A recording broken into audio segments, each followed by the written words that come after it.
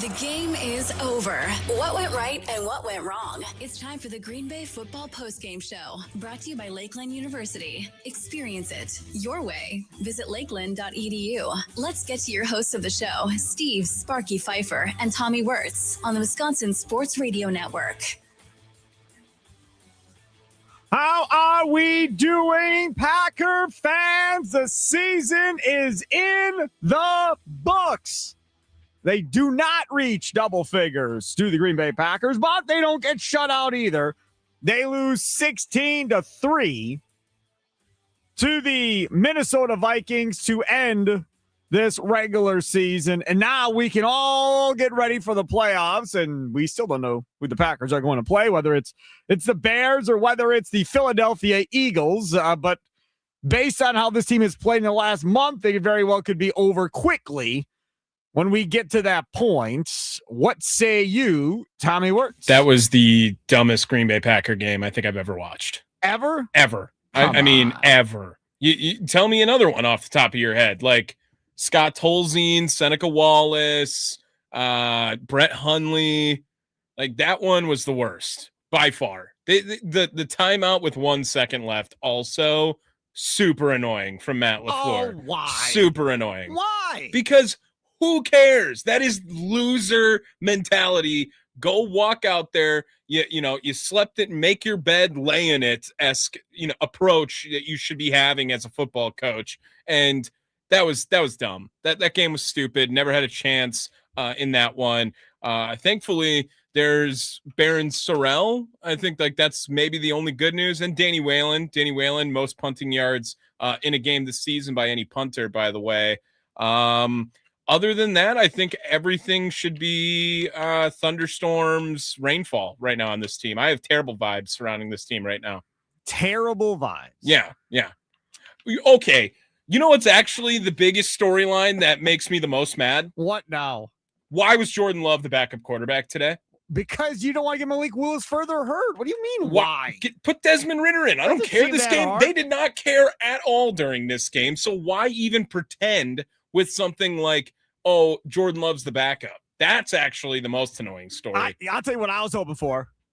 I wanted him to run Jordan Love out there in the fourth quarter for the chance to win. And out come the starters. Here comes the starting offensive line, the whole deal. Yeah. Once McCarthy got hurt, LaFleur should have said, all right, now let's just go win this game. Everybody, we're going back out there. Yeah. We're going to go win this thing. To see Kevin O'Connell's face on the other sideline and the coaching staff on the other sideline going, wait a second, what?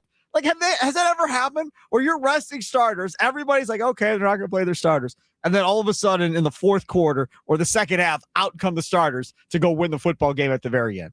This is a situation to where I think some people just don't understand, right? My dad was all fired up. What the heck? Fire the coach. Get a new coach. You play to win football games. This is stupid. They don't do this crap in the 60s and the 70s. And I was like, man, Philadelphia's resting starters, and they got a chance to improve on seeding, and they're resting starters. Now, McVay's not, because McVay's done it like 3 times, and it's bit him in the butt every time. So McVay said, I'm playing starters in week 18. I do not care, because we have not had good success resting guys going in that next game. From a Packers standpoint, they've got so many guys hurt. You could not afford anymore. Yeah. And then Bo Melton got hurt. Bullard got dinged up. And it wasn't, again, if they would have lost 2 guys that weren't going to be in the playoffs, okay, that's one thing. But that's not what happened. They lost 2 guys that are going to be or should be involved in the playoffs at this point. It was a stupid game. That game was, they should have just forfeited at that point. They should have never went to Minnesota. If you're going to take that approach to the football game, not even worth it. Clayton Tune, that was horrendous. Everything you saw in that game. Like I said, Baron Sorrell, that's if you want me to be positive, that's where I'll talk. And that's all I have. I have nothing else positive to say about this team. You have nothing else positive to say? I don't think so. No, I'm pretty confident that the offensive line was terrible. The offensive approach was just not fun to watch in this game. The tackling and the defensive line, I also thought, no, nothing fun or exciting. Trayvon Diggs making tackles. We don't really need cornerbacks to make tackles. Need them to make plays in the pass game. So No, I don't think I have anything positive to say other than Barron Sorrell. All right, let's open up the phone lines. Let's see where everybody's at on this one. Probably most of you turned it off before the game was even over, is my guess. Nicolay Law Talk and text line 414-677-1250, 414-677-1250, streaming live at WI Sports Radio on X and on YouTube. You can check us out there. And, of course, you can interact on social media as well, Facebook, Instagram, X, YouTube, all the fun stuff, including the Dugout Chat on YouTube, WI Sports Radio. All right, let's go out to the phones. Greg in Waukesha, you're first up after the Packers lose the last game of the season, 16-3. Next up, the playoffs next week. Okay. First of all, hey, Sparky, hey, Tommy. Merry Christmas. Happy New Year. This game, in the grand scheme of things, did not matter. You know, it didn't matter. However, what did rear its ugly head again is I think this team is just like every other team. This team is outcoached, you know, every single week. And from that, Sparky, I mean, and I've heard guys come on here before in other shows talking about, you know, some of the coaches have to go, including the strength and conditioning guys. You know, why was there so many injuries this year? Why did so many players get hurt this year? Was it just a coincidence, a quinky dink, as, you know, my grandmother says? Or is there something really wrong? The other thing I want to know, and then I'll let you guys know, how many, and I was trying to ask my smart speaker this, but it wasn't smart enough to answer this, so I'm trusting that you guys are. How many, or can look it up or something, how many 9-win teams, how far do 9-win teams make it in the playoffs? And how far do teams who have lost 4 games in a row? Have we ever known that in the Packers in the past, to lose 4 games in a row and still slide into the playoffs somehow? Okay. I have a little bit more confidence in Jordan Love, and you know, once they play some of the starters, but let me tell you, not much. So blind man out. That's all I have to say. Take care, Greg. I appreciate you. I got some information on your 4 losses in a row and all that stuff too. Thanks for the call. I appreciate it. Some numbers of interest, right? The Packers were a 12.5-point dog going into this game. The last time the Packers were a double-digit underdog in a division game was Week 9 in 1992 at Detroit. Favre's first road division start, the Packers actually ended up winning that game 27-13 that day as a 10-point dog. That was courtesy of Rob Domofsky earlier today. I got to go back and find it here. I saved some information on what you were talking about as far as all these losses in a row and then going into the playoffs and the likelihood of them actually winning at this point. This one is from Cameron Ezier, I think is how you say his name. Packers head to Minnesota with nothing on the line in terms of playoff seeding, but plenty in terms of necessary momentum. Green Bay's 4-2 in playoff opener since the 16th season, with all 4 wins coming after regular season finale wins. Both losses coming after season finale defeats. The Packers also trying to avoid becoming the 4th ever NFL team to lose at least 4 in a row entering the postseason. The last to win a playoff game coming off 4 losses in a row, the 1986 Jets. That was the last time a team lost 4 in a row going into the postseason and won their first game. That gives you very happy thoughts, right? That's awesome. Well, again, but that's the thing, right? And that's what you had to determine, I think, if you were the Packers, as far as, okay, is health the most important thing? At the end of the day, it was 100%. It was. Health was the most important thing. And I understand why Jordan Love didn't play. And I understand why Josh Jacobs didn't play and why they would bring out the makeshift offensive line and defense in this game. But ultimately, then you are playing the game of health matters more than momentum. This team hasn't looked good really on both sides of the ball you can pick out one, offense or defense, that has had its flaws in these last 4 games. I know the Baltimore game, everyone wants to talk about how the Packers just got their butt whooped that game, right? Well, then Chicago, they obviously have the ultimate collapse, and that doesn't just feel like it was a momentum in that game that they lost. They've lost season momentum because of that loss to Chicago. No, you're absolutely right. 9-win teams to win the Super Bowl. The New York Giants did it in 2012 against the Patriots. They were 9-7 going in as a wild card team. Lowest win total for a champion in a non-strike year. So how many teams have won a title with a tie? That's what we need to look up. Okay, we can look that up in the break. Packers lose today, 16-3. It's Green Bay Football Postgame Show, powered by Lakeland University, live from Wisconsin Sports Radio Network studios, powered by the Wisconsin, or not powered by the Wisconsin Sportsbook, powered by the Potawatomi Sportsbook. Back after this, Tommy Worsey, Sparky Pfeiffer with you. We'll continue to take your calls. Nicolay Law, talk and text line 414-677-1250.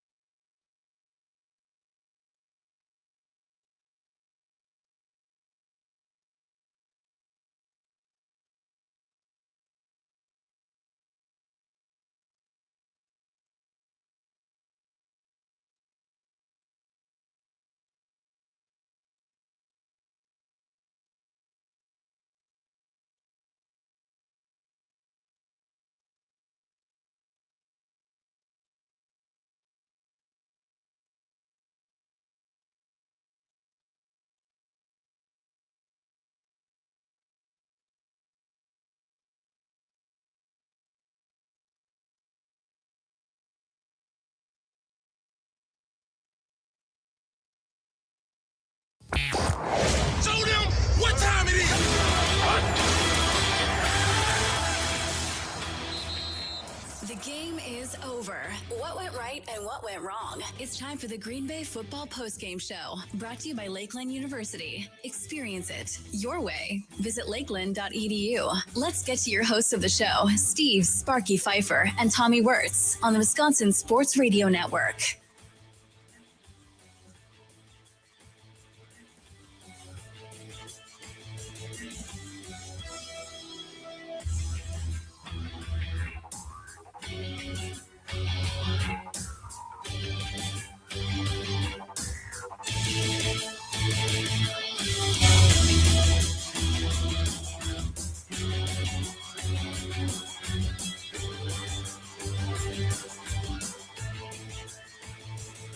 Welcome in. The Packers lose again. 4 losses in a row to end the season. Sparky with you. Tommy Wirtz over there as we broadcast live from Wisconsin Sports Radio Network studios, powered by the Potawatomi Sportsbook. It wasn't pretty.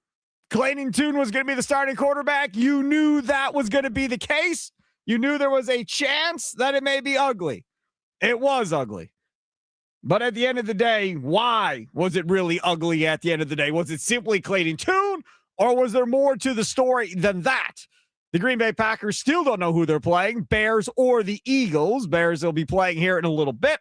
We'll keep an eye on that with you or for you as we are on till 5 o'clock this afternoon. So stay with us. We'd love to hear from you as well. Nicolay Law Talking text line 414-677-1250, 414-677-1250. You can also stream us live on X and on YouTube at WI Sports Radio.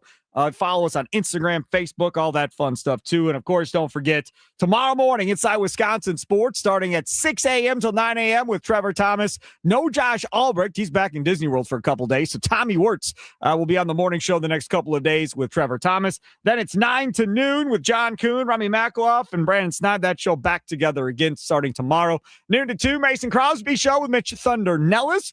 Tommy Wirtz will be hanging out on that show, too. And then 2 to 5 is Wisconsin Sports Daily, served up by Wendy's, wrapping up the day with a Wisconsin Sports Wrap-Up from 5 until 6. So tell your friends, tell your family members to make sure you keep it tuned here.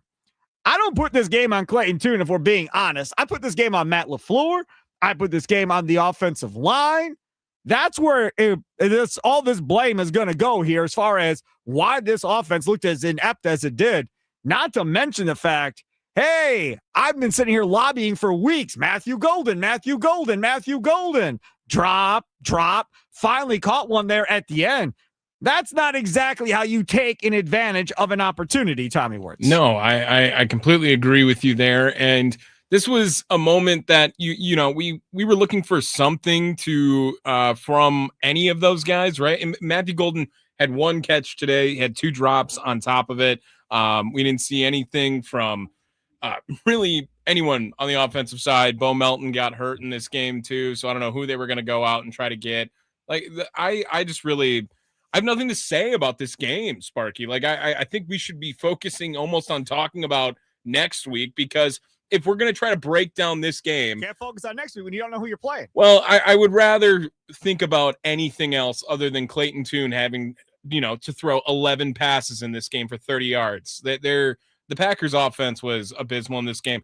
Again, maybe a little more positive for most of the time with the Vikings' number 1 offense out there. Still, the Packers' number 2 defense was able to hold their own in this ballgame. I think there's a lot of positives in this game. Number one, listen, and you were negative from the word jump in this game. There's like 2 or 3 possessions. And Tommy's like, Clayton Tune is awful. I was like, based on what? -7 passing yards. Didn't do anything. -7. I understand. It's not possible. But most of that is not his fault. I mean, it just wasn't. The offensive line was atrocious. Jordan Morgan at left tackle better be better than that next year if they're going to put him in at left tackle. So gross. Now, in fairness to him, he's played on the right side all year. But go ahead. But go ahead. He's played left tackle for a majority of his life. So it should not be that big of a transition. It should be like getting on a bike and learning how to ride a bike again. You've been defending him all year. You've been defending him. He's a left tackle. Yes. Yes. Well, Dallas Turner just ate his lunch all day today. Killed him. all day. Absolutely killed him. Oh gosh, It was so not bad. good. So that was not good, obviously. Here's a positive. Chris Brooks averaged almost 5 yards per carry in this game. Nice. 13 for 61. Everybody on the, Emmanuel Wilson's all of that in a bag of chips. Man lost 19 yards on one damn play. All I was thinking to myself was, you rushed for 1,000 yards. You played on another football If team. Emmanuel Wilson didn't have that run, Lord he would have had almighty. more rushing yards than Chris Brooks. Yeah. If But he didn't- unfortunately, his brain short-circuited on that play and gave up 19 yards. He was 18 for 44. His one negative long play, 19 yards, was better than his long play of 12 yards in the positive direction. That's how bad things were for him. Jacoby Keeney James, who nobody's ever heard of prior to this, he led the team in receiving yards with 15 on 2 targets. Matthew Golden should be ashamed of himself. I mean, it was horrible. That guy being, I would keep Jacoby Keeney James on the playoff roster just to catch punts. Just return whatever. Anything. Yeah. I don't see any who is on this Packers team. No, he's not returning. Throw someone back there. Just wave for fair catch. Don't drop it. Cool. That's the other guy I can look at from this game. But I mean, you're acting like they've had a lot of fumbling issues back there. They haven't had a ton of fumbling issues back there on punts, have they? Am I missing a bunch of fumbled punts this year? They haven't. They don't return anything very far. No, but they're not. But they're also throwing. Right. They're also throwing like way too valuable pieces back there. It feels like all the time. It's whether it's Romeo Doubs or put Golden back there. Oh God. Well, I mean, seriously. I mean, and again, I think they tried it. Didn't he botch one? No, remember he got smacked. Oh, he got smacked. That's he got what it was. Smacked when he caught one early in the year. So, I mean, that's another thing. If you're not going to throw the ball to him and he's not going to be a premier player on the offense, maybe he can return punts. Now, again, most people listening to this that have any experience in football are yelling, there is no chance I'm allowing him to go back there and potentially fumble a punt return or do something horribly wrong because he normally doesn't do it. To which I say, yeah, you're probably right. I'm just trying to figure out ways to get the most explosive players on the field at one point to give them the opportunity to do something. And that is something that I have struggled with all year when it comes to Matthew Golden and them not getting him on the field. Nicolay Law Talk and text line. Tell us your thoughts on this one. Tommy's like, there's nothing really there. I think there's a lot there. 414-677-1250. 414-677-1250. The 262 Scotty Tiffany, a game that meant nothing, even to the Packers, obviously. Way to set up momentum going into the postseason. Mm-hmm. Clearly, they don't care about momentum.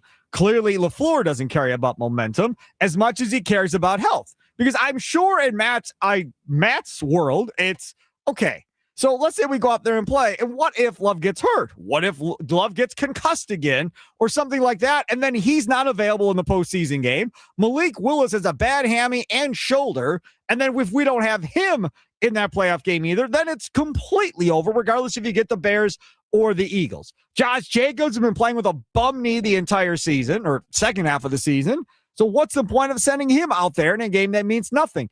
I think if this game meant getting out of that 7th seed to potentially the 6th seed, I think he would have played his starters. I do. I think he would have risked it and said, I want to get out of this 7th seed if we can. But because there was nowhere to go in this seeding, he decided health was more important than momentum. Will they regret this decision? We'll find out next week. And when we're doing this post-game show, talking about either a win or a loss in the season being overtime.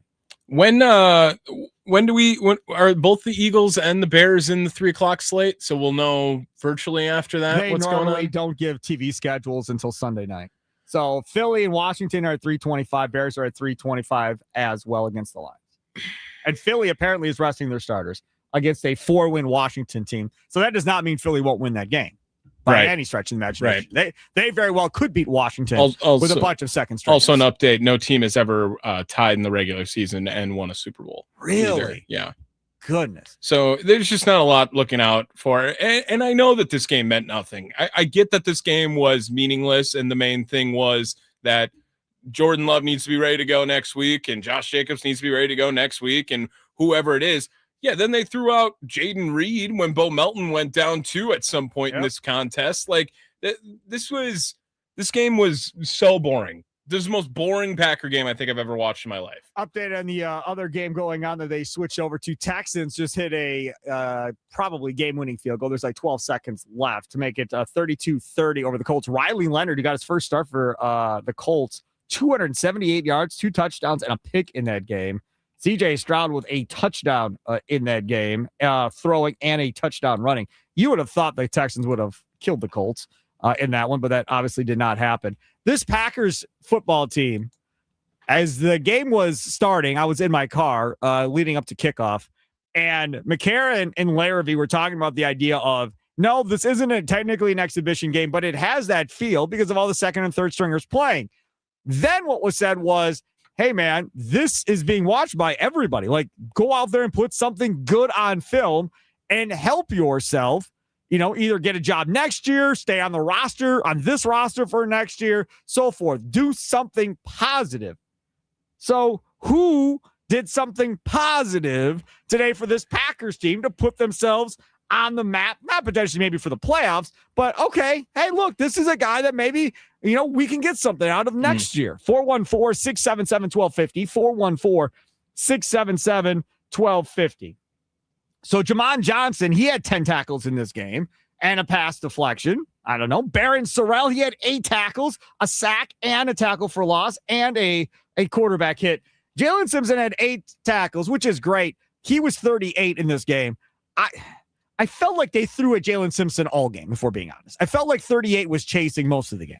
Right. And I thought that they targeted Trayvon Diggs early in this one, too, with Justin Jefferson. They kept him in for a while on this one. I did notice Johnson flying around, but you can tell why a lot of these guys are playing second-team defense as opposed to first-team defense. But you bring up Barron Sorrell, the sack in the contest, might as well have just been Rashawn Gary for the last 9 weeks instead. Like, he's already got more during that time period. Yeah, there's a lot of people talking about guys outperforming Rashawn Gary in this game.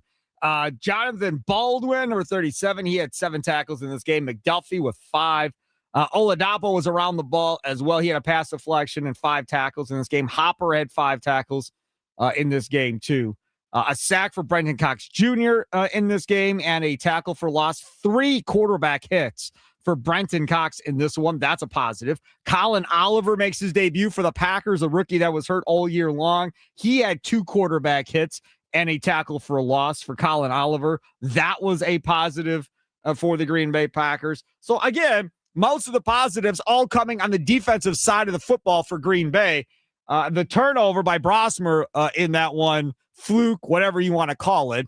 But a big play down there in the red zone by that Packers defense. And after 2 possessions, it's 3-0. I'm tweeting out on X. I was like, hey, looky here. I'm pretty excited about this considering what you got out there playing against this first-string offense. It wasn't like they weren't playing Justin Jefferson and they weren't playing their starting quarterback. They were playing there once and didn't score a touchdown at the end of the half. If the Packers played on a 50-yard field, would they have still lost this game? I think they only got across 50-yard line twice, right? Yeah, probably right. I think that sounds right. Yeah, something like that.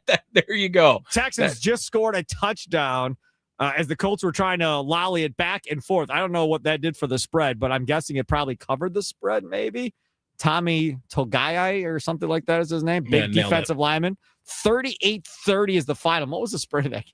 I would imagine people at Potawatomi Sportsbook either just won or lost on a meaningless play where the defensive lineman picked it up and ran it in after the game was over. Well, the spread, I believe, looks like I got 9 here. Oh, so it didn't matter then.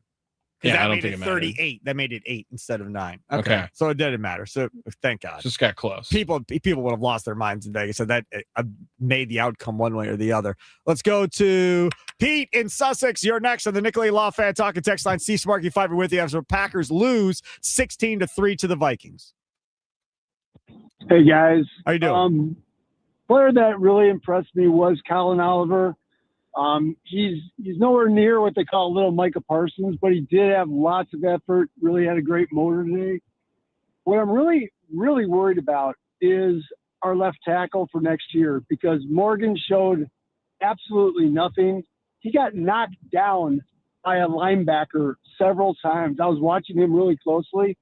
So, boy, I hope they do some drafting of some offensive linemen this coming draft. Yeah, but this is the thing, though, Pete. Don't they need defensive linemen? I mean, they need big guys for the middle, defensive tackles. They definitely need cornerbacks at this point as well. And if you think Rashawn Gary is gone, they're going to need edge rushers. I agree with you. I mean, if I was the GM, my first 2 picks would be on the defensive side of the ball, probably defensive line and then cornerback. Yep. But we have nothing at left tackle. We have got to solve that. Yep. That is going to be something interesting. Thanks for the call. If I was a betting man, I would bet Jordan Morgan is the starting left tackle in week 1 next season, regardless of what happens, unless he gets hurt in training camp or gets hurt, in the playoff game or something where he physically just cannot be out there. He's starting at left tackle. Yeah, I think you're right. But again, it was I just feel like we haven't seen anything out of him anywhere he's played. Agreed. And then the whole thing was he's a left tackle. But again, if you listen to the Packer beat writers or Andy Herman, they'll all tell you he played well in preseason. But with all due respect, that's preseason. I think I don't really care. And just a little inside radio here. I'm pretty sure that they're not having Clayton Tune speak. Why would they? I don't know. Just have Jordan Love talk. He had a uniform on the whole game. Go talk to Jordan Love. Nobody wants to hear from Clayton Tune. Oh, man. Do you want to hear from Clayton Tune? Yeah, I do. I want him to cry. Don't. I want him to cry. We have to listen to Matt LaFleur cry every week in the press conference. Tune, if I was Clayton Tune, I'd be like, hey, man, you saw what happened out there. What do you want me to say? Looney Tune. Nothing I can say. He Offensive line was horrible. It wasn't Clayton Tune's fault. Outside of Malik Willis, I don't think there are many other guys who would have been any different because, again, based on your analysis, that's exactly what people said about Jordan Love after Spagnuolo's defense ate LaFleur's offensive line for lunch that day, and he had no choice but to absolutely get annihilated in that game. And they were still close at the end, but every time they decided to walk up, Jordan Love had no answers, nor did LaFleur. And everybody banged on Jordan Love for being god-awful. Oh, my God. He doesn't know how to throw to a hot route. Blah, blah, blah. People killed him. I'm not putting this one on Clayton Tune. I'm not. Maybe he never gets a chance to start another game. But nope. None of that was his fault. None of it. Not a single bit of it. 414, Schlitz had Patrick here. Guys, what can I say? When the injury gods come, they come with a wrath. The days of next man up are over. The play calls to start the game were obvious and Bush League. Now, that being said, that last drive is exactly what we needed. Just a little morale boost. Heading to ideally Chicago, says Schlitz Hat Patrick. Ideally? Tommy and I have not talked about Bears or Eagles or who either of us want to play, so we can do that coming up next. You can take your calls on that as well. Nicolay Law Talking text line 414-677-1250. Collectors Rain taking shots. Call in Jordan Morgan, Tony Mandridge 2.0. Slow it's great. down until we actually see him start left tackle for a season. Slow down. Let me see. Just let's wait and see. A Hall of Fame running back got drafted right after Jordan Morgan anyway. Just wait and see what he looks like in a full season at starting left tackle. What do you mean? I have to see him everywhere else. His versatility was why they drafted him. No, that was stupid. Fine. They were like, he can play anywhere. Yes, that was dumb. Versatility is why he got picked as high as he did, and he sucked versatily everywhere. If you remember that press conference, Goody said he sees him as a left tackle. That he has position versatility, but he sees him as a left tackle, and that's where he's going to play. And Rasheed Walker will go make money elsewhere, is my guess. Okay, so we'll talk about Bears or Eagles. Get your thoughts on this game. We got to get to a bunch of dugout chat comments, too. I've not gotten to that yet. Xavier Worthy was drafted after him. Ricky Pearsall drafted after him. Neither one of those do anything for me. Lad McConkey, Keon Coleman. No, none of those guys. Cooper DeJean. The corners, right? You could talk about the cornerbacks that went after him. I think that's the argument at that point. They needed corners more than they needed a left tackle at that point, and they went with Jordan Morgan. Tommy Wirtz, Sparky Pfeiffer. It is the Green Bay Football Postgame Show, powered by Lakeland University, as we broadcast live on the Wisconsin Sports Radio Network studios, powered by the Potawatomi Sportsbook. Packers lose 16-13. 3.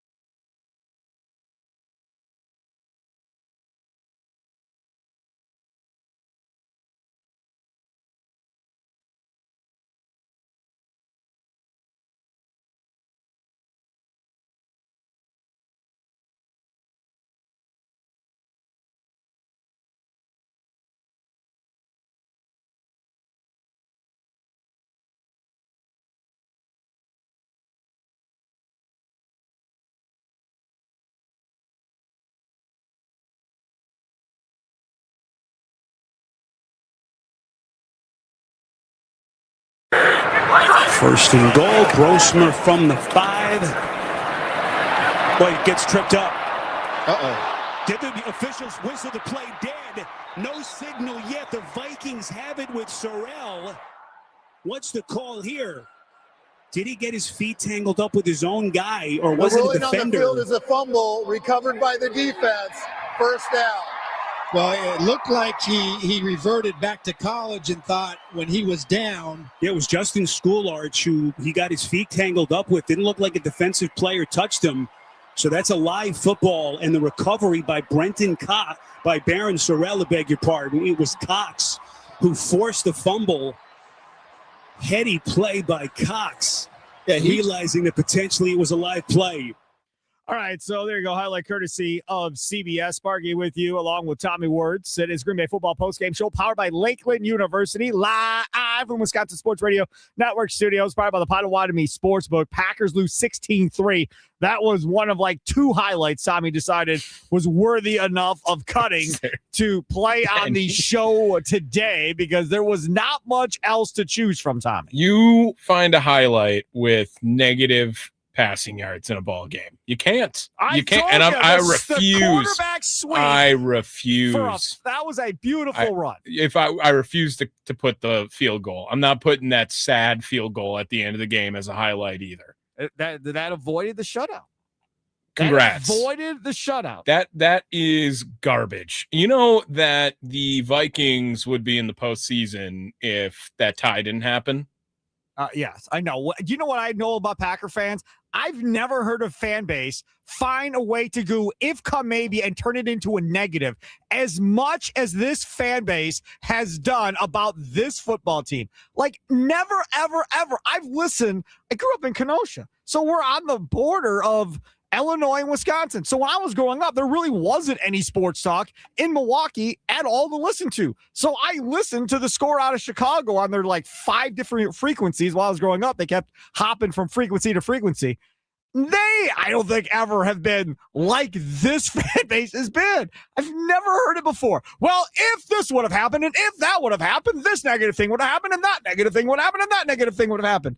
My God. Right. Okay. And if the Packers would have drafted Barry Sanders instead of Tony Manbridge, and if the Packers would have drafted Troy Aikman, like, okay, fine. Right? Turn it around, go the other way. But instead, as a fan base, we just want to try and make it as miserable as possible for ourselves at the end of this season. We like sitting in the gloom and doom of if come maybe we wouldn't have been in the playoffs. You are the most miserable person that finds a way to not be miserable when everyone else is miserable. I just don't understand. That's what you are. I don't understand. You are the guy who, when everyone else wants to be sad and upset, you're like, I can find a way to say why you shouldn't be upset when everyone else is. If come maybe world. Like if I did this and try to turn it positive, quit treating Sparky. That was never going to happen. That's fantasy world. Yeah. But then when it's negative, then it's realistic. And oh my, what if? Stop.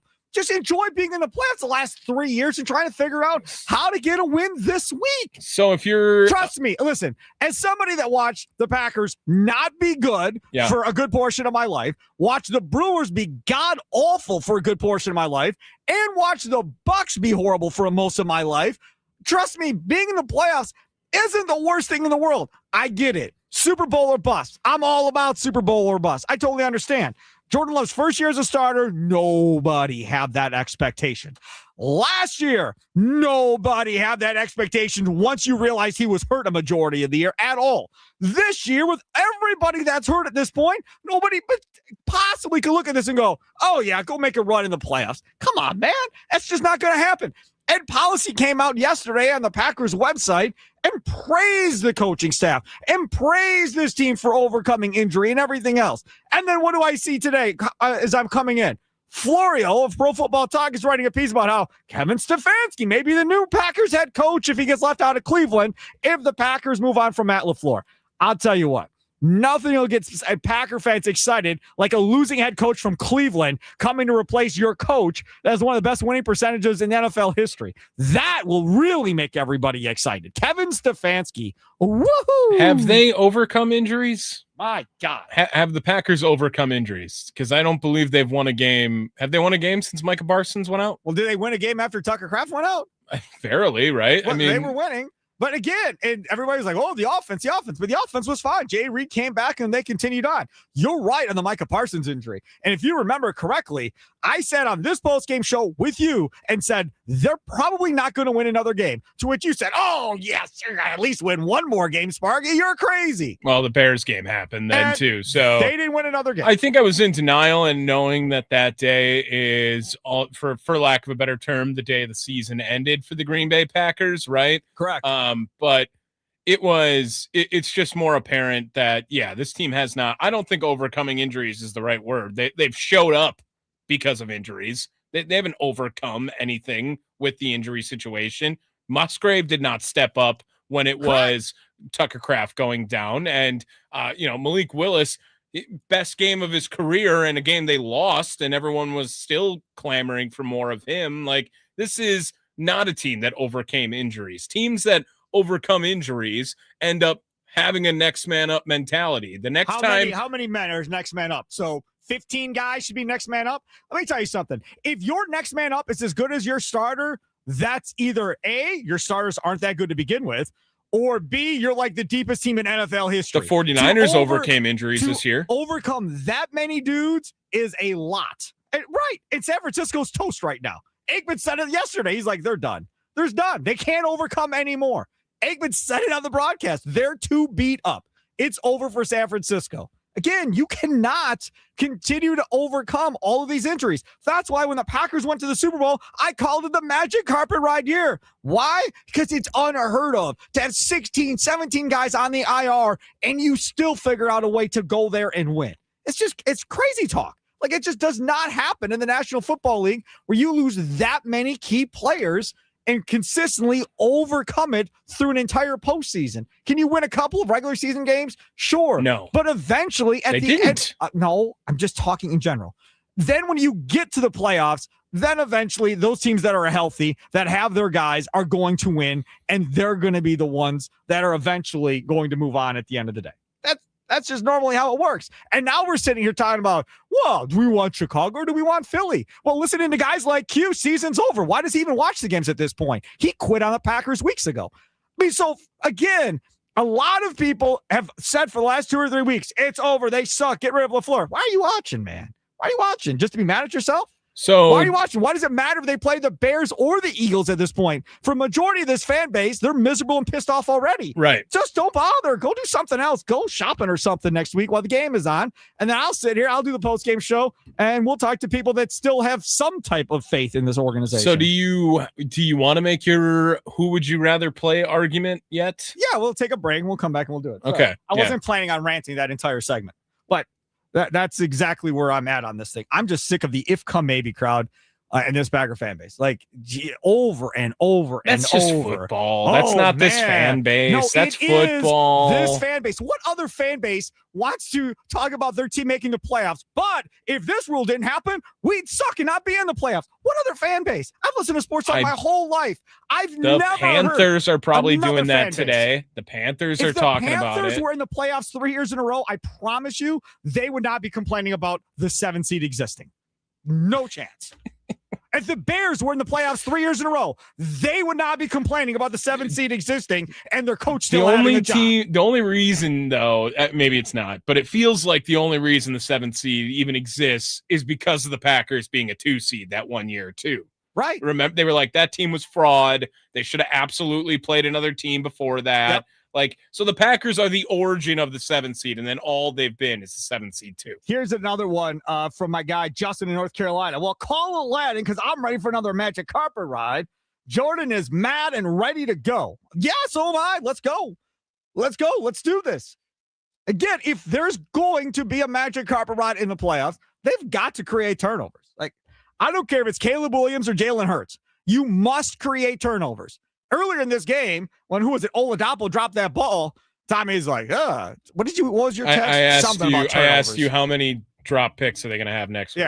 But, that was when they dropped 2 on one play. But that has to be something that doesn't happen. If you're going to get on that magic carpet ride in the playoffs, you have to catch everything thrown your way as a defensive When's the last time the Packers had an interception? When's the last time they had 2 or 3 turnovers in a game? Oh, I don't know if they've done that all year. 3 turnovers in a game? I don't think they had a game with 3 turnovers. I don't think Did so. They? No. We have to go back and look. But, I'll look. But I mean, that's the type of stuff that we're talking about here. Yes, Jordan Love and the offense have to score points and have to play damn near perfect.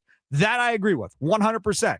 But at the same point, this defense has to get a couple of turnovers. You can't have an opposing offense score every time they get the ball and punt the ball like once in a football game and then go, well, if you're not perfect on defense, you lose, or perfect on offense, you lose. No, not there at all. Steve Sparky, Pfeiffer with you. Tommy Wirtz, other side of the glass. Green Bay Football Postgame Show, powered by Lakeland University, live from the Wisconsin Sports Radio Network studios. CB Downtown, you're up next here on Wisconsin Sports Radio Network.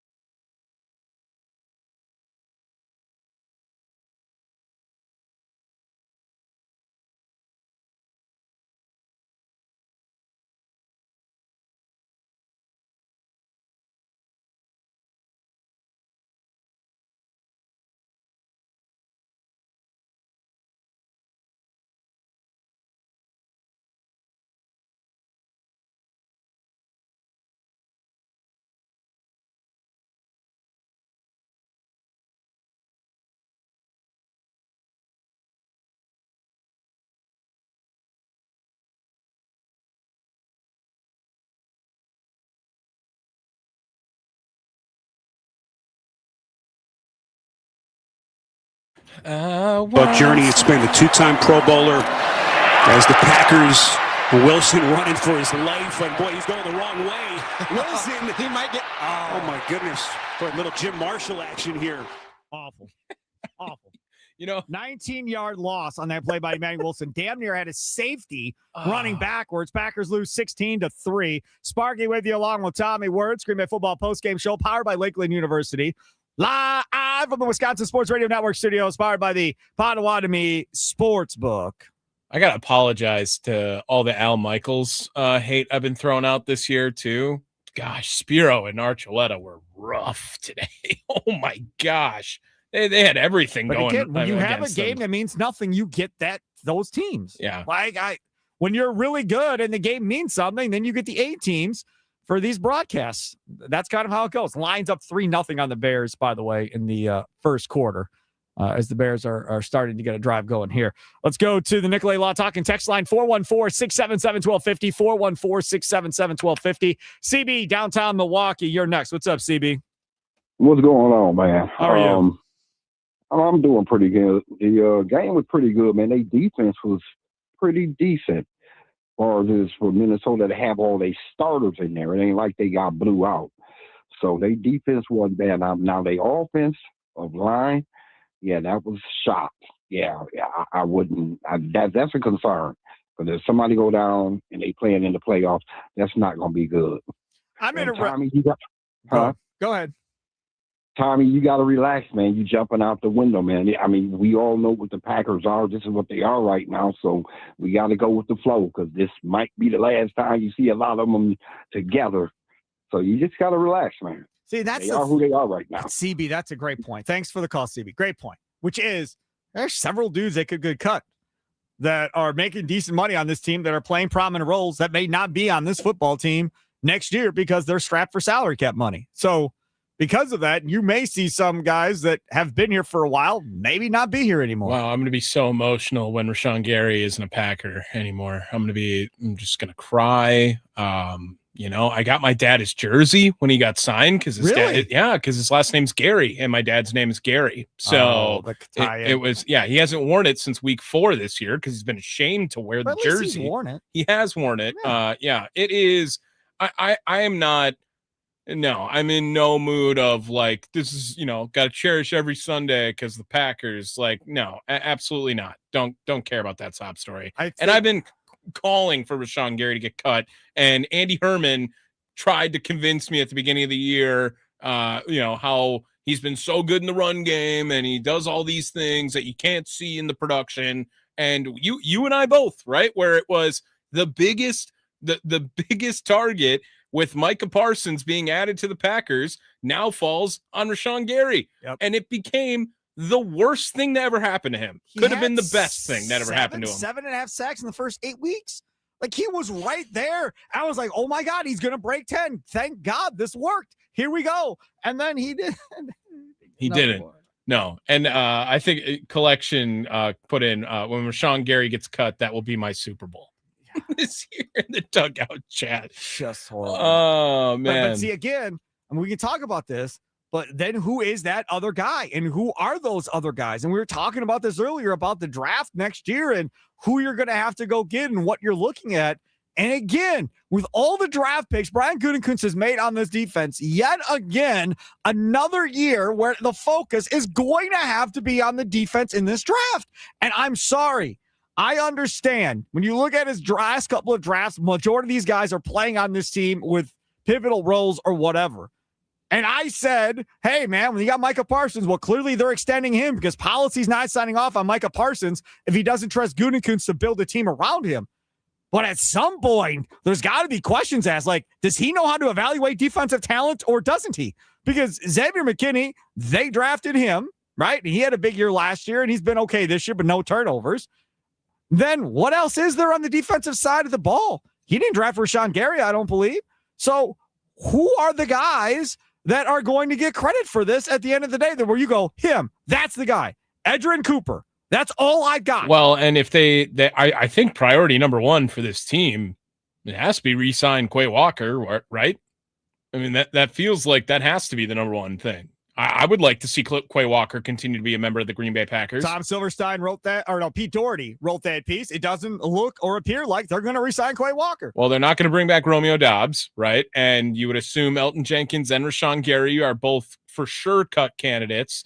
And then there's an up in the air. I would be surprised if Josh Jacobs got cut, but I was wrong. Goody did draft Rashawn Gary. Okay. Well, he was probably hoping that you wouldn't have corrected yourself so that someone else could have blamed him. So I think that realistically, then those are the four guys that are going to be gone that are playing the most pivotal role on this team, right? Romeo Doubs, Elton Jenkins, Rashawn Gary, and then who was the last guy that Quay Walker. Yep. And that Quay Walker one is the one you don't want to lose at this point. Aaron Banks will have one more year, then he'll be gone. And then the question is on Josh Jacobs, whether or not they move on from Josh Jacobs or they stick in there for another year. Because if depending on how good you think Emmanuel Wilson is or Chris Brooks is or some of these other guys, very well may determine who you determine that you want to stick with at that running back position kind of going forward. A lot of people have been negative on Josh Jacobs this year, saying he's lost a half a step, he's not the same guy, and so forth.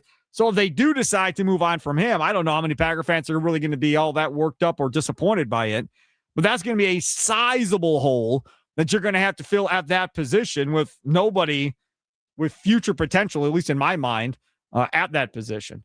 Joining us now on the guest hotline, powered by Gruber Law. One call, that's all. He is Packers beat writer Ryan Wood of the Green Bay Press Gazette. Mr. Ryan Wood, thoughts on what you watched today?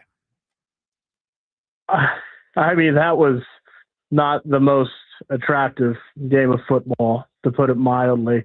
So much of my thought bubble watching that was J.J. McCarthy's really bad. Sure is. You know? Yes, sir. And Jeff Hafley walked past me after the game on his way to the team bus, and he looked and he just said, played hard today, because his defense, he knew what he was up against. They had nobody on the field, right?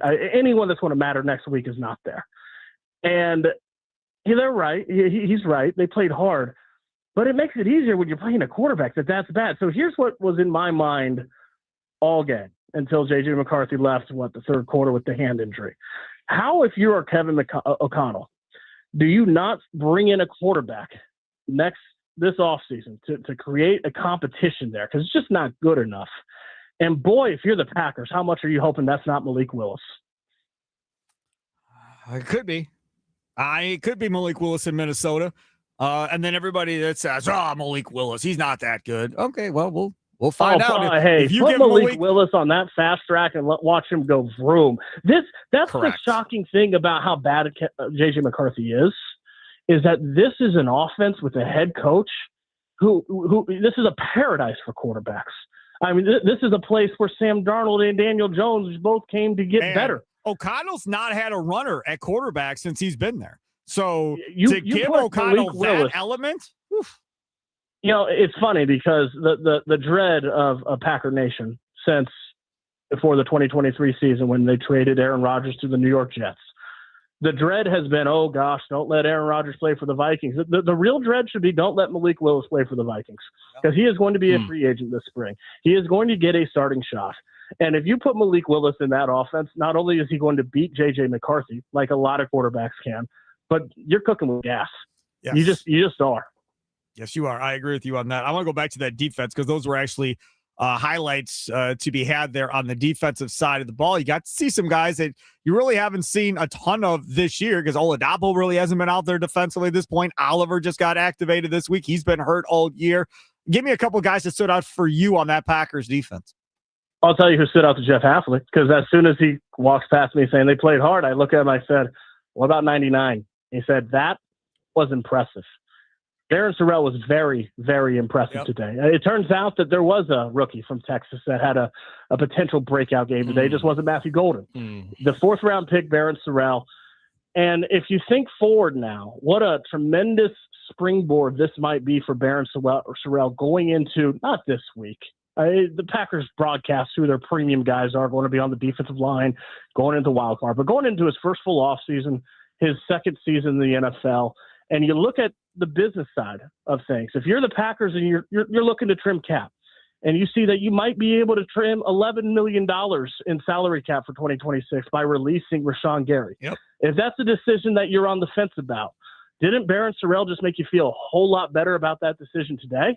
Yeah. Because that Barron Sorrell showed that he can produce, had 8 tackles, had his first full career sack, a 0-yard sack, which is the definition of a strain and effort play, plays with a high motor. I thought it was very. I talked to Sean Ryan in the locker room after the game because he's practiced against Barron Sorrell all season. The thing that he didn't see coming is Barron Sorrell can line up a defensive tackle too. You can put him at different positions and he can produce both on the edge and side. That's a piece coming into next year who is on a rookie contract. It might be able to let you save a hefty chunk of cap if you do release Rashawn Gary.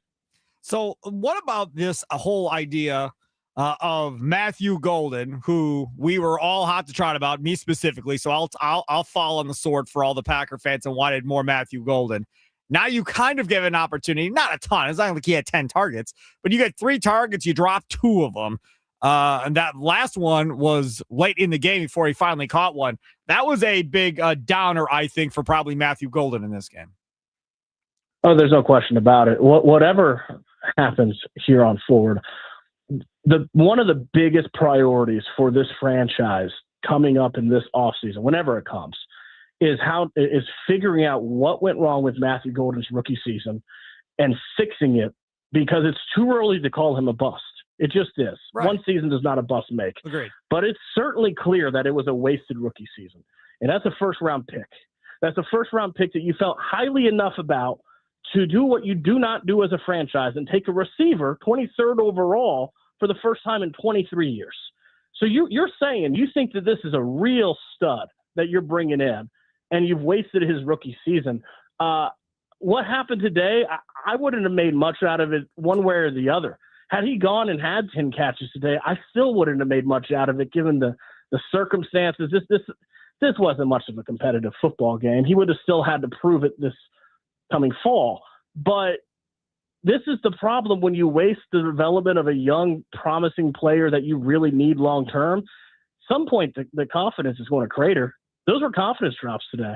You've got to fix Matthew Golden. You've got to ensure that the investment you made in him does not get wasted a second year. Ryan Wood, Green Bay Press Gazette, joining us here on the Green Bay Football Postgame Show. Ryan, same question, I guess. Jordan Morgan this time instead of Matthew Golden. You've got 1 minute to answer it. You're absolutely right. It's not just Matthew Golden. It's Jordan Morgan 2024 before him. 2 straight first-round picks that you have really just not prioritized the development and done it in the right way. Jordan Morgan played left tackle today, which he's almost never done, and yet should have been doing the entire time. He looked like it's been a while since he's really played left tackle. He's been playing right tackle. He played guard midway through the season. He looked rusty at left tackle, but it's still his best position. When he wasn't rusty at left tackle back in training camp, he was best on the blind side. This is a first-round pick. This is a player that you've invested a lot into, and you've played musical chairs with him. Between Jordan Morgan and Matthew Golden, you've got to figure out how to make them building block players for your future, because you cannot continually get away with wasting first-round picks, especially when you don't have your next 2. I mean, these are the last 2 first-round picks they're going to have for a couple years now. Yep. They have to be pertinent to this team going forward. Here's Ryan Wood, Green Bay Press Gazette, Packers beat writer. Thanks so much for coming on. We'll talk to you after either the Packers-Bears or Packers-Eagles game next week. Take care, guys. Take care. There is Ryan Wood on the guest hotline, powered by Gruber Law. One call, that's all. Packers lose 16-3. We'll hear from Matt LaFleur coming up next.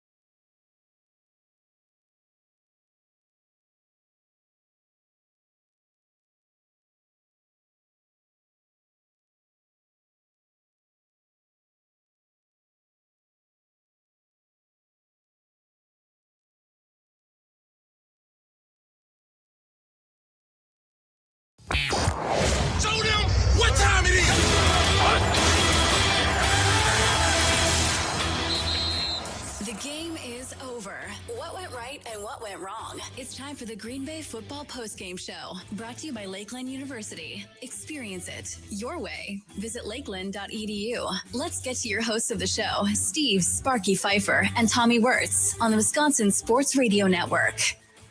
You know, it's funny. We were going to talk about who do we want to see, the Bears or the Eagles. Since the Packers, they lose today 16-3, by the way, as we broadcast live from the Wisconsin Sports Radio Network studios, powered by the Potawatomi Sportsbook. And you watch what's going on right now. Philly's not playing their starters. That tells you they don't want to deal with Green Bay. Chicago, they're playing their starters. Their offense is putrid at this point. And the Lions are getting ready to score again down in Bears territory. They've already ran like 14 plays in Bears territory already, and they're just in the beginning of the second quarter. So, you know, who knows? I mean, from a Bears standpoint, being down in the fourth quarter is where they want to be, seemingly, throughout the course of the year. Slow starts is something that has been a Bears thing all year long. Do you think that the question should be, who do you think the Packers can hold to fewer points then, right? 6-0 Lions on that field goal, 11:28 to go in that one. I feel like they can hold Philadelphia to fewer points than Chicago. Right. If that's the question. Because that feels like that's the best way for the Packers to win, because their offense is going to have to put up ridiculous amounts of points, but right? See, I think the Packers offense can score more against the Bears defense than against Phillies. That's where I'm at. Maybe you're on the other side of this. I think they're going to lose either way, and I would rather just lose to the Eagles. Okay. So that's where my heart is. All I would rather play the Eagles because I think next week's the last game anyway. Okay, so if we're going to be in that mindset of they're screwed either way, well, then obviously, yes, I don't want to lose to the Bears and deal with Bears fans all offseason. I totally agree with you on that. I think a lot of people probably want the Bears to knock the Bears out. Now, look, I look over there at the YouTube dugout chat. You can follow us as we stream live on X and YouTube at WI Sports Radio, or stream us just the audio portion at wisportsradio.com. Find all of our podcasts there as well. wisportsradio.com. And what does that last one say there? It says he wants the Eagles. Packers superfan says he wants the Eagles just like Tommy. Again, for the wrong reasons. Well, I understand. I didn't want the Cubs when the Brewers played the Cubs in the playoffs. I wanted nothing to do with them. And everybody got mad at me. And I was like, I don't want to lose to the traitor. That would be the worst possible scenario, is to lose to that idiot in the playoffs. But there is something in me that feels like the Bears could very well make a run in the playoffs. And, like, if you lose to them, I don't feel like they're going to go get annihilated the next week and then make you look horrible because they got destroyed the next week. I think there is a serious chance that they could get on a run. I don't feel that way about the Philadelphia Eagles. I feel like the Philadelphia Eagles, regardless of who they play, could potentially be one and done. They've had so many issues in Philadelphia, especially on offense, that you feel probably better in that game, providing your offense, with your quarterback, who's definitely probably going to have some rust on him, is going to do against that Philadelphia defense. The other part of this is, at least you've beat the Bears. Sirianni and the Eagles have had LaFleur's number here for a minute now, and that is not something that I feel very good about either. No, and I actually think I understand your point. I do think the Bears could be totally in play to make the NFC Championship game based on if they're the 2 seed and then the opponents they get to play after that. But I actually think that if I was going to pick a team to win the Super Bowl right now, I would pick the Philadelphia Eagles at this point, because it feels a whole lot like last year with them, where they were constantly filled with drama and constantly filled with problems. And all they had to do was make it to January, and they know they'd figure it out. And they have experience in January now. They've made it to a Super Bowl. They've won another one with Sirianni and Jalen Hurts. And now they're going to have the exact same opportunities with a little tune-up game against the Green Bay Packers, or maybe they go out and play the NFC West in the first game. Is it the Rams as of right now? I didn't even check afterwards. But I think that Philadelphia is the only team that I can see in the postseason that I have trust in right now. Maybe the Rams a little bit too, but I think everyone is waiting for the clock to hit midnight in Seattle with Sam Darnold. He's going to turn into a pumpkin at some point. I'm with you on that. Caleb Williams is far too inaccurate, I think, to make a run where it would end in a Super Bowl championship. The 49ers are interesting, I guess, but again, they've had a lot of injuries they have to overcome this year. As far as the NFC goes, I think the Philadelphia Eagles are going to represent the team because their defense just looks unreal right now. I don't feel any specialness about the Eagles. I don't feel any magic about the Eagles. It just doesn't feel. Didn't it feel that like way that. like once or twice with the Chiefs, though, too? It was like the Chiefs aren't that good. And then it was, they got to make it to the Super Bowl, and then they won it. The Chiefs somehow. never switch play callers. And that's the thing. You always had the Reed Mahomes connection in the playoffs. This Eagles offense has had questions about their play caller throughout the year. By the way, they just scored. It's Calcaterra with a touchdown from Tanner McKee in that Philly game against Washington. So the Eagles are up 7-0 right now. Bears are down 6-0 right now in the second quarter. So again, if you want the Eagles, things are going your way as we sit here currently. With the Eagles not apparently trying to win, playing their backups against a 4-win Washington team. What team would have more rushing yards against this Packers team if they played them? Bears. You think so? For sure.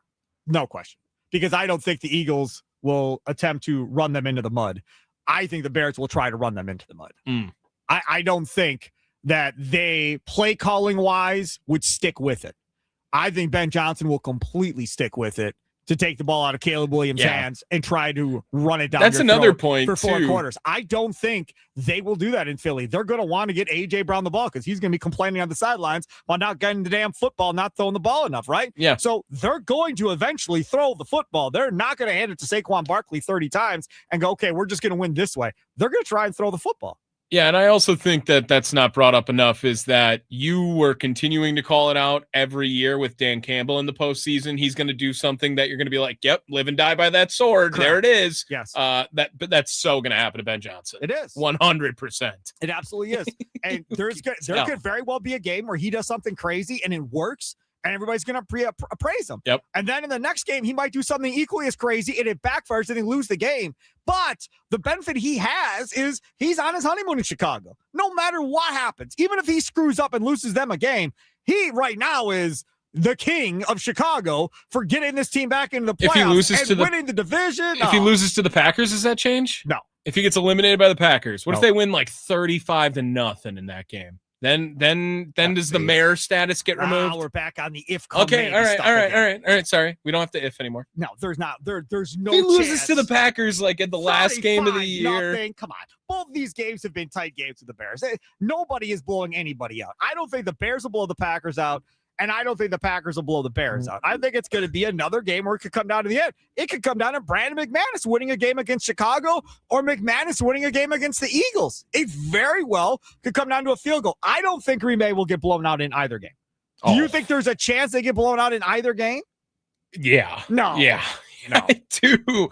I think that what were we seeing? Weren't we seeing that the Packers were going to be favored in a Bears game? If that's what it was, like the Bears had all three of their possible opponents heading into into the wild card round. I think the lines came out like 3 days ago, and they were underdogs in every game. I think Packers were a 1.5 favorite if they had to go to Chicago.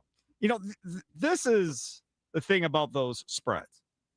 A lot of people will poo-poo it or whatever else, but very rarely are they really over the top wrong.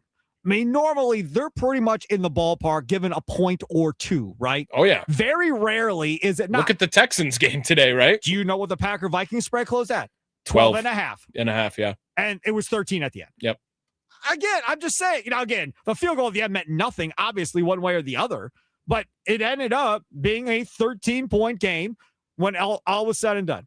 So I guess I didn't answer it. And you all can hop in as well. If you'd rather play the Bears or the Eagles, feel free. Nicolay Law talking text line 414-677-1250, 414-677-1250. Right now, Eagles up, Bears losing 6-0. Eagles up 7-0. Tied now, 7-7. They just scored, yeah. Washington scored? Washington just scored, yeah. Oh, very good. Rainbow Trout, what does he say over there in the dugout chat? He says Eagles demolish the Packers, would be competitive versus the Bears. Also had a comment earlier. Bears look nervous so far today. What is there to be nervous about? Who cares? I mean, you're in the playoffs. You won the division. Yes, it means you play the Packers or don't play the Packers. But don't you think if you gave the truth serum to Ben Johnson, he wants Green Bay again? Ooh, I was just going to ask, do you think that? Do you think both those teams would rather play the Packers, right, than whoever has to be the 6th seed? Yes. I don't know. I think Ben Johnson losing to the Packers would be a very bad taste in Chicago's mouth at the end of the year. I don't think it's going to happen either way, but that would be a pretty gross taste to close out 2025-26. I mean, right now, it's the Rams. So right now, that 3 seed. If the Rams don't have Devontae Adams, they are a completely different team as well. That 3 seed is the Rams right now. Or the 6 seed right now is the Rams. So it means the Rams would get the Eagles or the Bears, depending on how this all falls out. So would you rather play the Rams or the Packers? I would think you'd rather play the Packers. That would be my guess. Yeah, I think so. I think would you rather you're go right. against McVay or LaFleur? Well, Jordan Love or Matt Stafford, too. Probably another argument in there. Sure.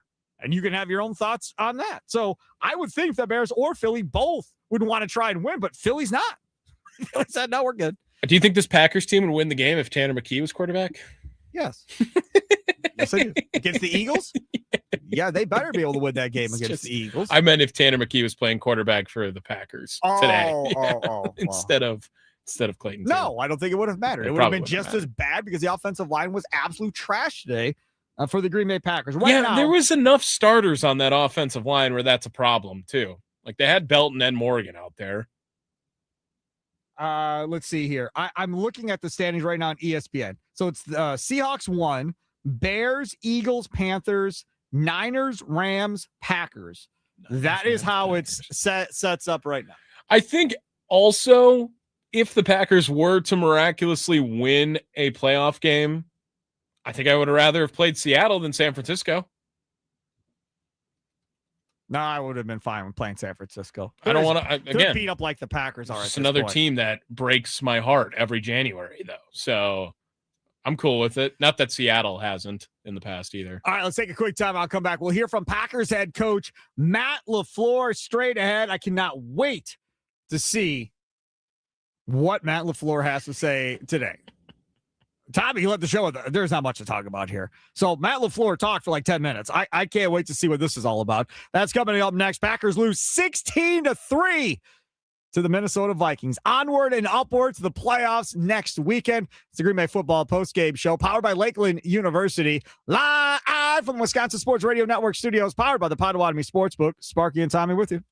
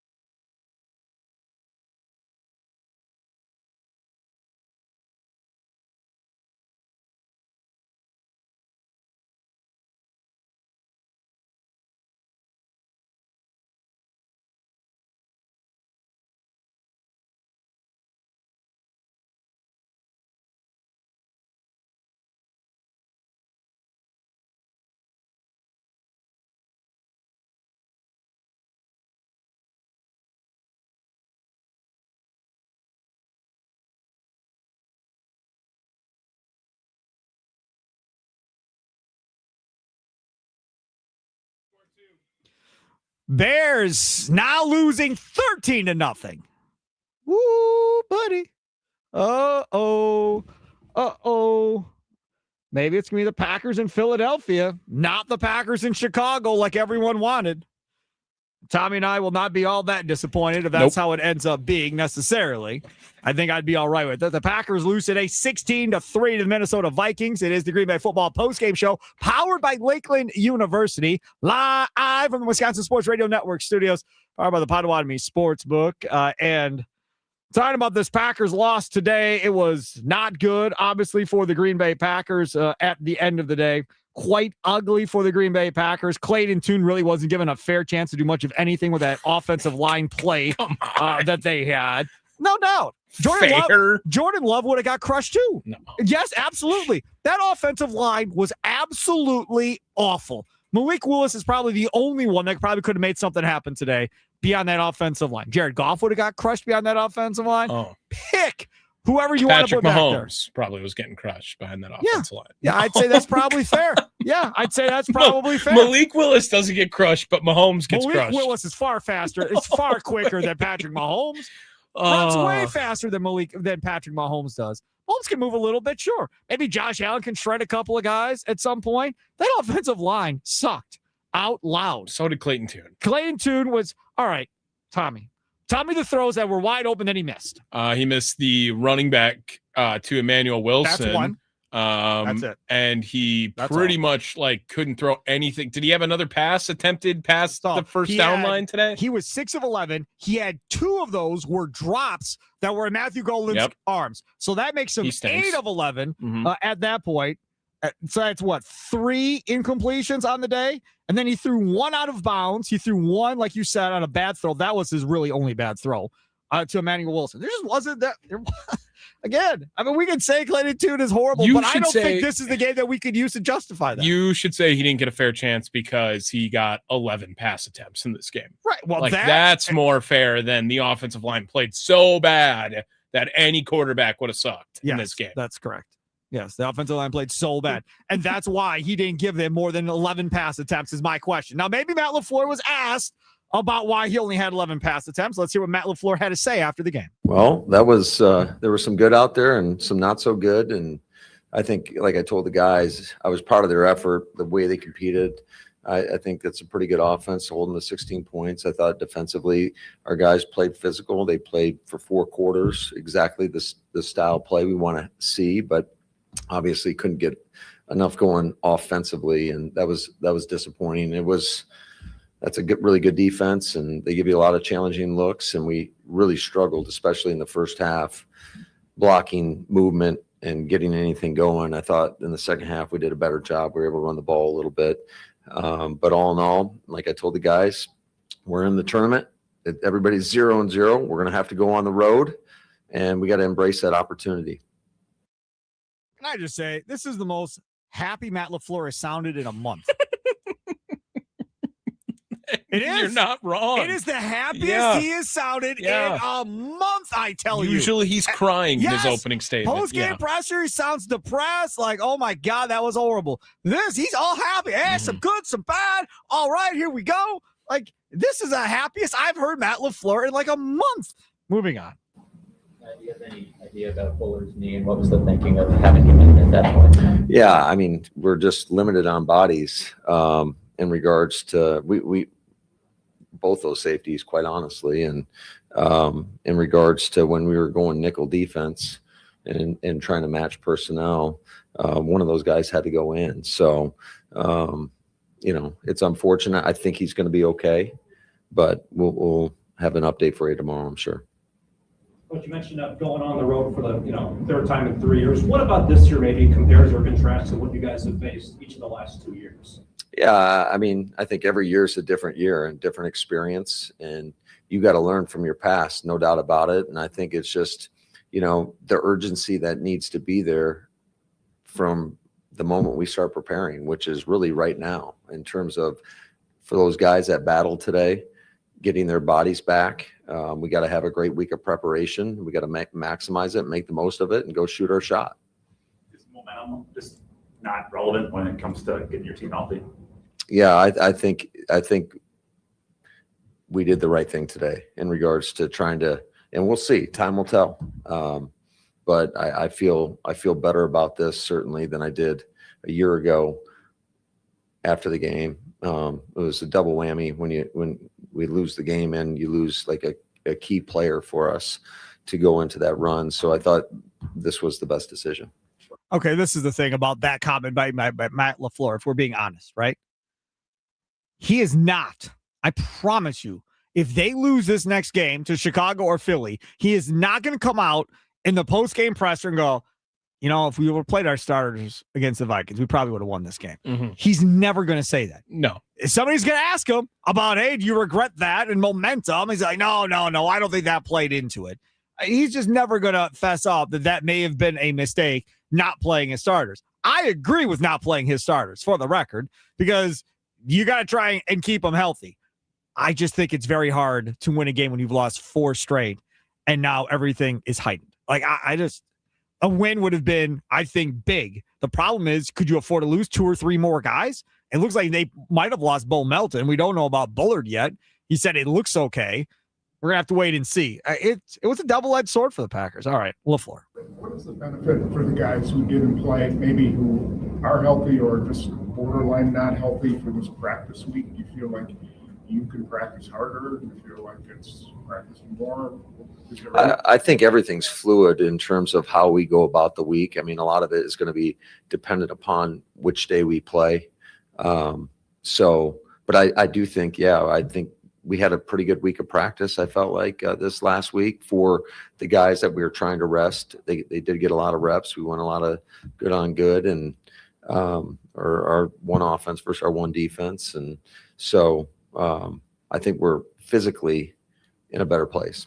How do you go about just changing the tone and the intensity of what's to come this coming week? Well, I think you definitely stick with your process that you believe in. But I think just everybody has to understand the magnitude of the playoffs and what that brings in regards to there's a finality to it. So you got to go play your best ball.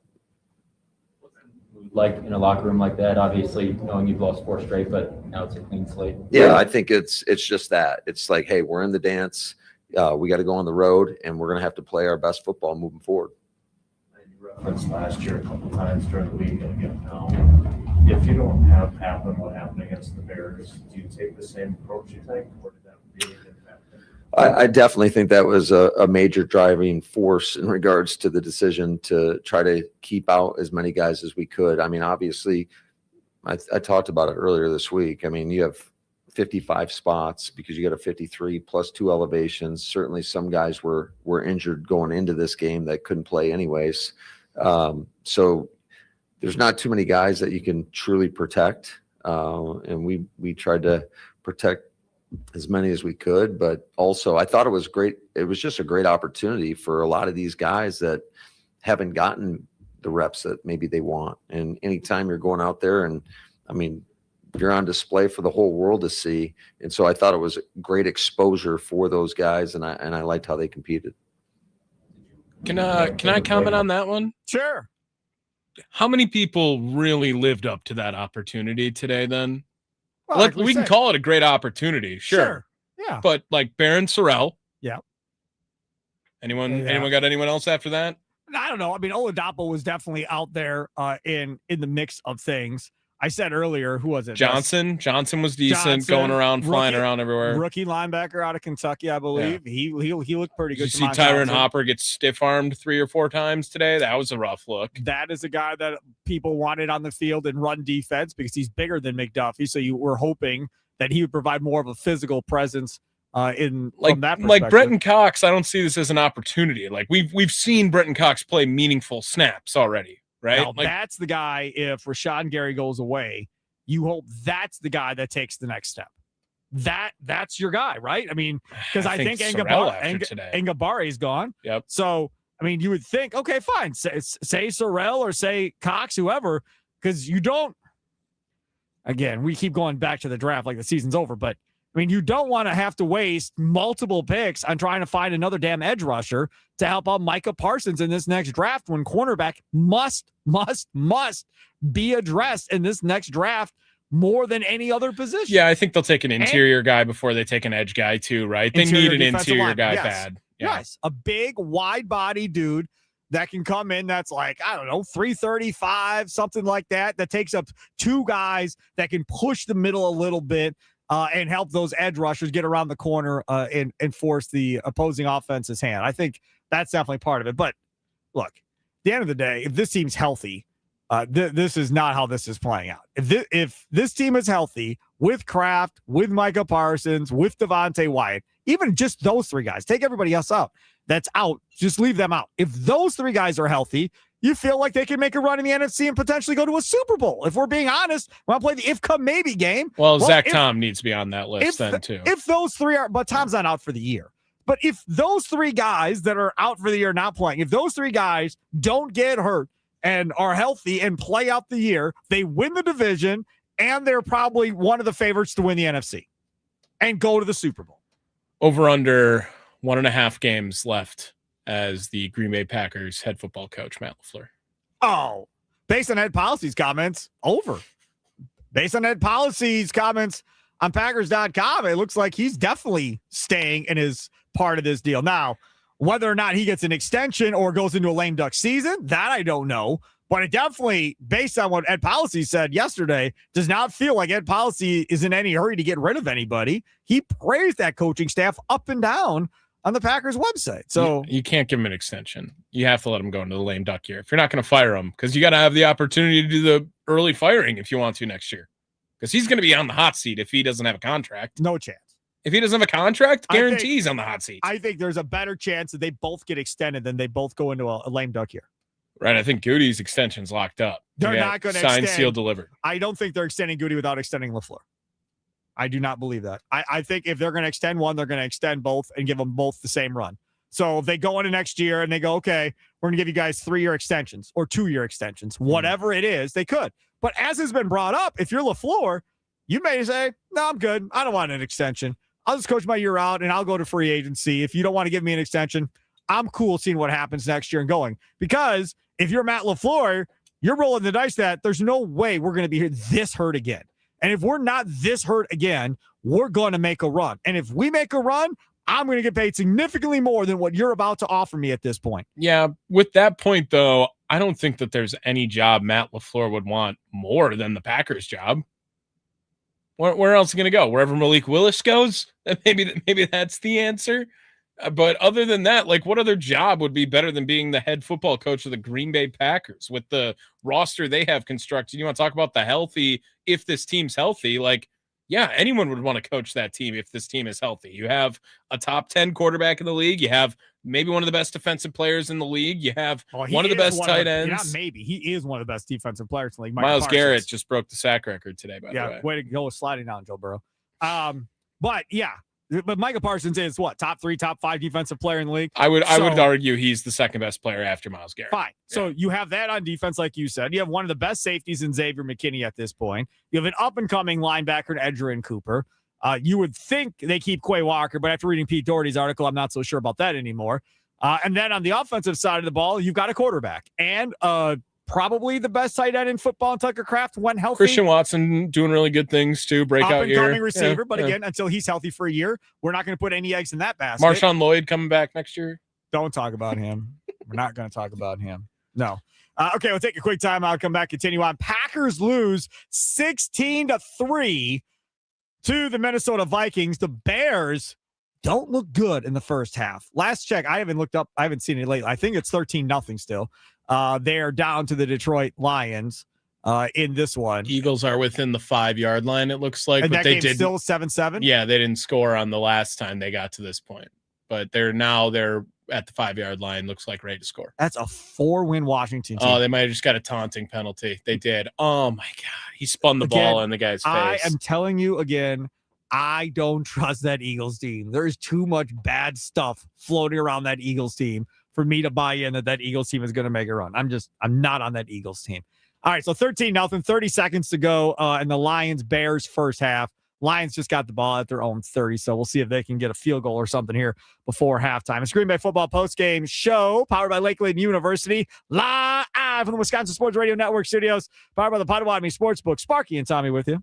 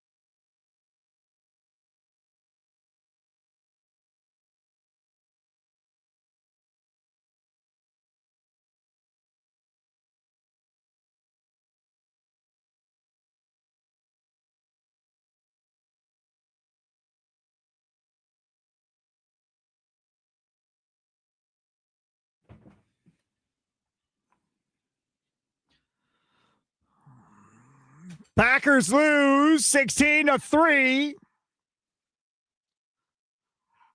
against the Minnesota Vikings. Was it that close? It was 16-3. Packers defense played well.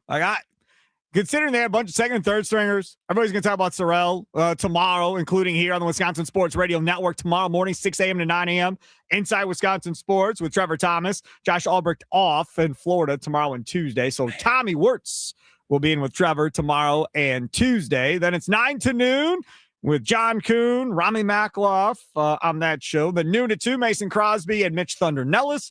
And then 2 to 5, Wisconsin Sports Daily with myself. And then 5 to 6, back at it again with Wisconsin Sports Wrap-Up, giving you the highlights of what happened earlier in the day tomorrow. So lots and lots of conversation tomorrow. I'm sure a lot of it will not only be what happens in the game today, but a lot of it will be with whoever their opponent is going to be next week, whether it be the Bears or the Eagles. Mm-hmm. Tommy Wirtz. Yeah, the Eagles did not score again.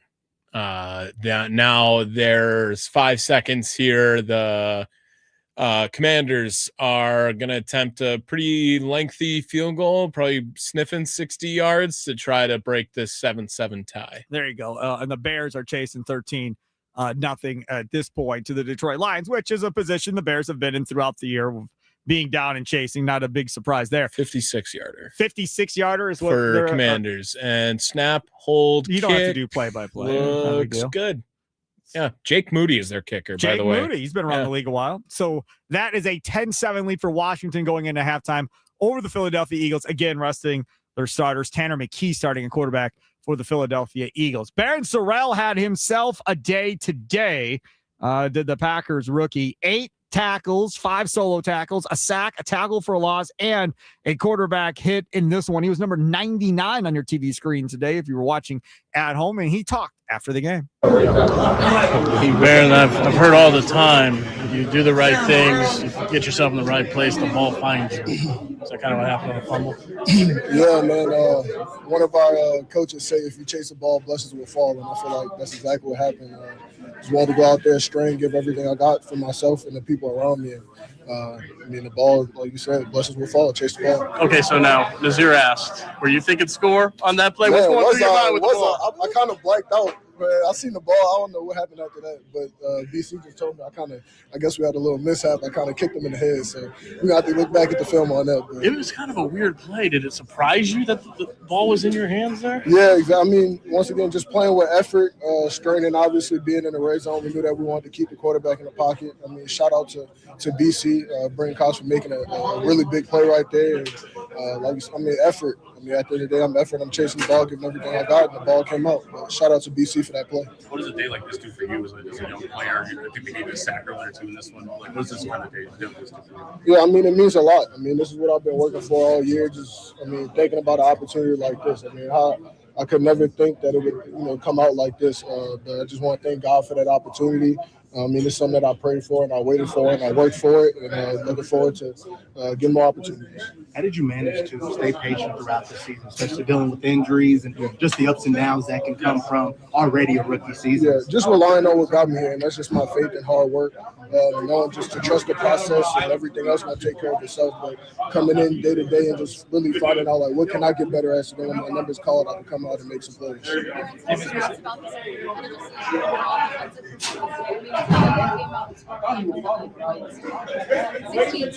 you repeat that? I'm sorry. As a defensive unit, they came out, they had 16 points only, it's not like they scored a ton. So just how good does that feel? Yeah, I mean, it feels good. I mean, I took the field with a great group of guys, and I feel like I wasn't the only one that was waiting for my time. Everybody's been working, just working behind the scenes and waiting for opportunities like this. So I think that was the thing going into this game, just knowing that we all got an opportunity and we want to make the most of it. And I'm happy with what I put on tape, and I think I'm proud of the people that played around. It'll be interesting to see what happens. That's Barron Sorrell after this one. If Rashawn Gary doesn't play well next week against the Eagles or the Bears, do they go back to Barron Sorrell and put Rashawn Gary on the bench and say, okay, that's enough. We're going to go play Barron Sorrell here in the second half of this game? Or will they give Rashawn Gary the entire game like they normally would and let him go? He is fully rested after all because he didn't play in the game today. He's usually fully rested. He doesn't run at full speed ever. But at minimum, you'd think that Barron Sorrell will get some reps on the interior, right? Yeah. I mean, why not throw him out there at that point? Did fine in the run game today, had the sack. The interior defensive line has been horrendous for this Packers team since Devontae Wyatt went out. At minimum, he's going to get a couple of pass rush snaps from that position. And maybe if Rashawn Gary continues on his pace that he's on right now, he gets a couple to try to set the edge for the Green Bay Packers in a meaningful football game. I want Brandon Cox Jr. to get snaps from Rashawn Gary. Rashawn Gary's not playing well. Let Brandon Cox Jr. go in there and tell him, go get the quarterback. Just go get the quarterback. This doesn't have to be complicated. When we bring you in, all I want you to do is go get the quarterback. And furthermore, I would consider moving him around like you move Micah Parsons around. Let him come up the middle. Let him play from one side to the other and let him deal with it. I think he's probably their most effective guy they have that can rush from the edge at this point. I really believe that they should be putting one of either Quay or Cooper on the edge a little bit more Cooper too. Just throw them on the edge. You saw already that interior running when those two guys are in the middle, it's not necessarily their strength, right? They're guys that can just really make the field feel smaller because of how fast they go and move around, and putting them on the interior. If their guys are getting pushed back, it doesn't really matter if they're making 4-yard gains or if they're still making tackles 4 yards after the play. I would like to see one of those guys just try to emulate some athleticism on the edge, because there is none as of right now for the Green Bay Packers. Where are we at on Trayvon Diggs, number 28 for the Green Bay Packers today? Did you like what you saw? He only had a couple tackles in the game. Yeah, I think cornerbacks making tackles isn't a good thing. No, I agree. Right? So but did he get burned? Like, I don't remember him giving up like big plays. The first Justin Jefferson catch, I believe he was guarding him, and that got brought up, and he got torched a little bit. And Jefferson, they were always going to feed Justin Jefferson to get him to 1,000 yards today. Correct. But I think he ended up with over 100 before I last looked. I think that, yeah, sure, fine. But what is it is it a good test to see how well Trayvon Diggs is covering a wide receiver when J.J. McCarthy and Max Brosmer are the quarterbacks throwing the ball? Fair. Justin Jefferson, 8 catches, 101 yards on the day. McCarthy, 14 of 23, 182. Brosmer, 7 of 8 for 57 yards. Neither one with a touchdown or an interception in this game. The more concerning thing was Jordan Mason averaging almost 7 yards per carry in this game. 94 yards on 14 carries. But again, it's hard to get mad when you're playing with a bunch of second and third stringers against their starters, because that's what this was for a majority of the game. The only reason Brosmer came in was because McCarthy, apparently, allegedly, who was playing with a hurt right hand. He took himself out of the game. Yeah, hurt his right hand worse, and Brosmer came in to play the second half. Not that McCarthy deserved to play the second half, because he didn't look that good in the first half. I mean, originally, I think people were like, oh my God, they benched him for the second half. But no, McCarthy was hurt. Here is Diggs talking after the game. What was the vibe of this game just coming in? Obviously, so many new guys, so many different guys. You're playing to win, you're not playing to win. What was the attitude kind of taking the field as a team? To compete every play, go out there, give it all you got. It was a lot of, young guys playing, and everyone just laying it out there and just competing and give it all they got. What were you wanting to get out of this? Get a feel of it, making sure I got all the calls, making sure that I, was processing everything, getting the call, playing fast, and, flying to the ball and just competing on it. How did it go in your mind? Your first game as a back? Yeah, it went good. It was a great vibe. I had a great time. Everything was fluent.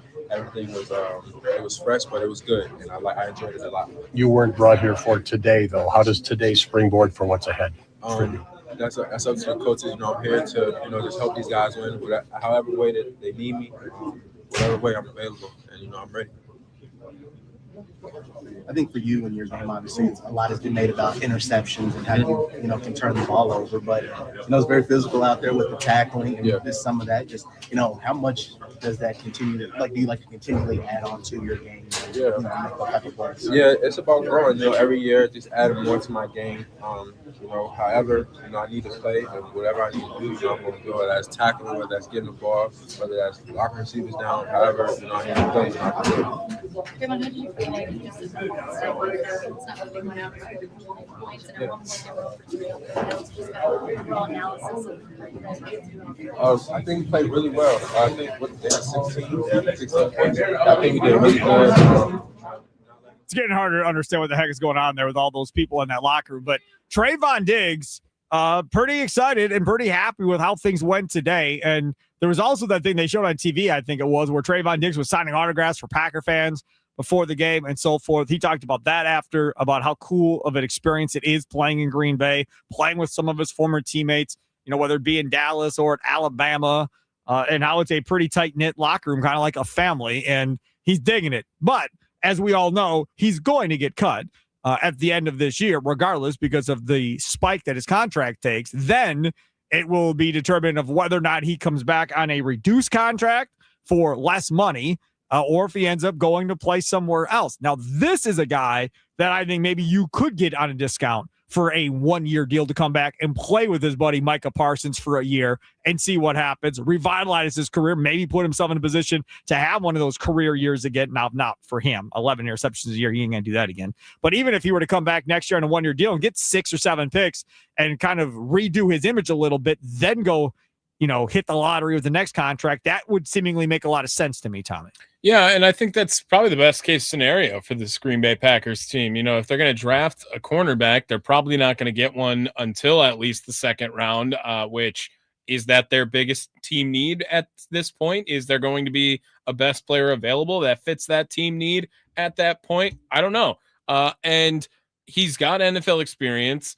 His best years are behind him, but he is in that wheelhouse of, if Goody goes and brings anyone in free agency, they're 28 years old. Like, he's not signing anyone who's 30 not or more. Yeah, he's not signing the old guys in free agency. He'll fit that window. You'll know Micah Parsons will want him back on the team, and he's got to be better than Carrington Valentine. But see, the funny thing is, you say that Valentine was the highest graded corner on this team for the first half of the football season. Correct. When the Packers were good, and then when they took a turn and he sucked. Yeah. Again, tackling has always been obviously an issue with him at this point.